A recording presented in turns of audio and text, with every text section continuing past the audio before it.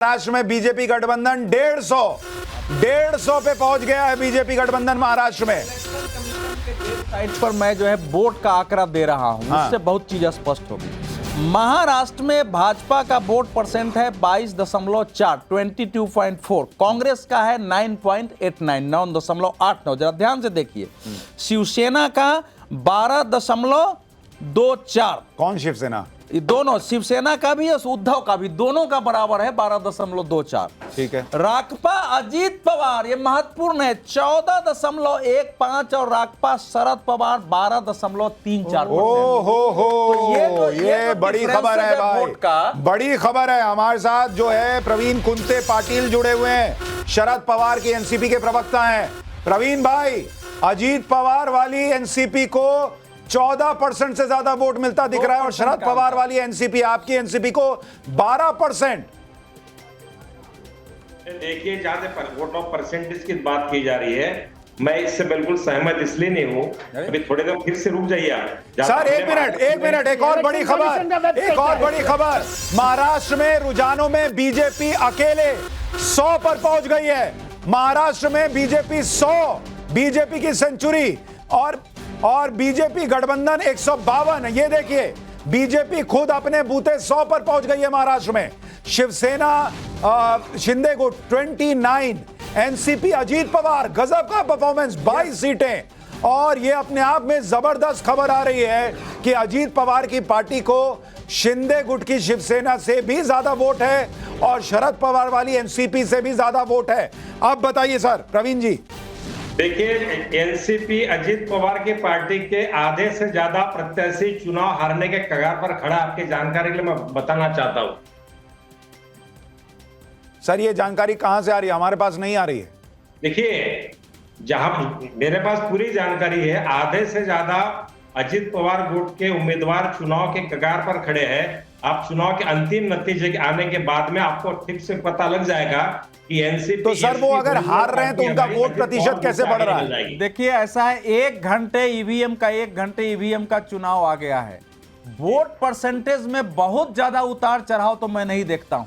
इसीलिए अगर ये स्थिति है कि बीजेपी से कांग्रेस आधा से कम, उद्धव ठाकरे भी आधा से के आसपास और शरद पवार भी आधा के आसपास खड़े हैं, तो ये तो बड़ी बात है भाई। प्रेम कुमार जी को स्क्रीन पे लाइए। प्रेम कुमार जी, जिसको समझा नकारा वही बन रहा है जीत का सहारा। अजीत पवार को आपने कहा खत्म मामला है, वही कमजोर कड़ी है, वो तो मजबूत कड़ी दिखने लगे।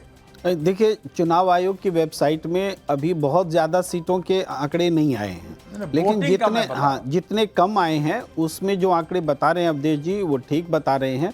और हम पहले भी कह रहे थे कि अजीत पवार वो हैं कमज़ोर कड़ी बता रहे थे। अगर अजीत पवार ने अपने आप का परफॉर्मेंस सुधार लिया तो निश्चित रूप से चुनाव परिणाम बदल जाएंगे। ये है, इस पर नज़र रखने की ज़रूरत है। लेकिन हम ये कहेंगे कि अभी इनिशियल है, बहुत कम सीटों का आया है चुनाव आयोग की वेबसाइट में भी। जब ज़्यादा सीटों का आएगा तब ये परसेंटेज जो है वो मायने रखेंगे, अभी मायने नहीं रखते। ठीक है।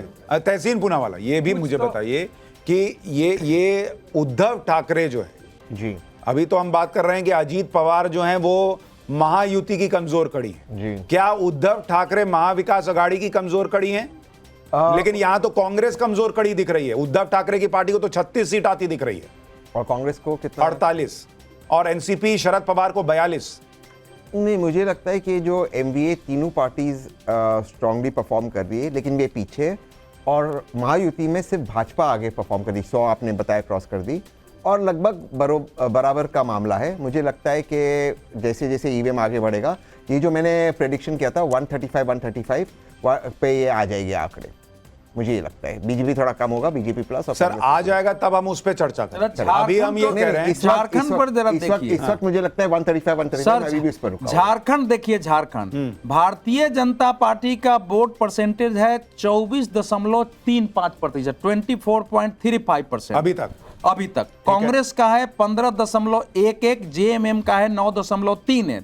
उनका जो आजसू है उसका 8.05 है, एलजेपी का 2 पॉइंट है और जेडीयू का 1 है। एक रिफ्रेश में बदल गया है थोड़ा आंकड़ा अवधेश जी, कि बीजेपी 29.45% अभी आया, और हाँ, और कांग्रेस को 17.72 और जेएमएम को 13.41। तो ये इतना कम सीटों का है, ये हो नहीं सकता कि कांग्रेस को जेएमएम से ज्यादा वोट परसेंट आए, ये नहीं हो सकता। ये बहुत इनिशियल है। ये जितनी सीटों का आया है उसके हिसाब से बात हो रही है, तो ये अभी बदलेगा। लेकिन शुरुआती ट्रेंड क्या है उस पर चर्चा हो रही है कि भाई बीजेपी का वोट शेयर जो है वो लगातार दोनों ही जगहों पे, महाराष्ट्र में भी बढ़ा हुआ है, और आप देखिए महाराष्ट्र में बीजेपी गठबंधन गजब बढ़त बना रही है भाई। महाराष्ट्र में बीजेपी गठबंधन 160 पहुंचने वाली है और कांग्रेस गठबंधन 121 पर अटकी हुई है। अन्य का मामला 8 पर अटका हुआ है। झारखंड में तो फाइट दिख रही है बॉस, लेकिन महाराष्ट्र में अब फाइट से मामला हाथ से बाहर जाता दिख रहा है। और उत्तर प्रदेश में आप देखिए 8-1 का मामला, उत्तर प्रदेश में 8-1। उत्तर प्रदेश में अभी तक एक बार भी समाजवादी पार्टी जो है वो लीड नहीं ले पाई है। ईवीएम की काउंटिंग के घंटे बाद पूरे हो गए। तो ये अपने आप में फराज भाई, उत्तर प्रदेश में आपकी रिकवरी जो है वो होती दिख नहीं रही। नहीं सुशांत जी, बेफिक्र रहिए, उत्तर प्रदेश में हम लोग जीतेंगे। भले 5-4 से हम लोग जीते हैं या 6-3 से जीते हैं, बिल्कुल कॉन्फिडेंट है। क्योंकि आप अभी अच्छा एक चीज फराज भाई, एक बात बताइए, आपने कहा कि 5-4 भी रहा तो यूपी में योगी जी की कुर्सी चली जाएगी। अगर 8-1 रह गया, 7-2 रह गया, तो सपा में किसकी कुर्सी जाएगी? नहीं, किसी की नहीं जाएगी, क्योंकि ये तो हम लोग देख ही रहे हैं ना। देखिए सुशांत जी समझिए, आप मेरी बात समझिए कि जिस तरह से, मैं फिर से बोल रहा हूं कि जिस तरह से प्रशासन का दुरुपयोग किया है भारतीय जनता पार्टी ने, उसमें अगर हम 6 सीटें भी जीत गए तो ये बहुत बड़ी जीत हमारे लिए। दूसरी एक इंपॉर्टेंट बात मैं आपको और बता दूं, जिसकी तरफ हम लोग देख नहीं रहे हैं, थोड़ी सी मैं बस 20 सेकंड महाराष्ट्र की बात करूंगा। अगर बीजेपी की 160 है और उसमें अजीत पवार जी की 25 है, तो वो 25 निकाल करके इधर आप इंडिया में डाल दीजिए।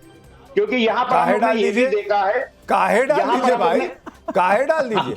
हमको लखनऊ में बैठ करके कांग्रेस में डालना है। क्यों डाल दीजिए भाई? लखनऊ में बैठ करके कांग्रेस में, आप कह रहे हैं काहे डाल दीजिए? कांग्रेस में डाल दें। सुनिए, सुन लीजिए।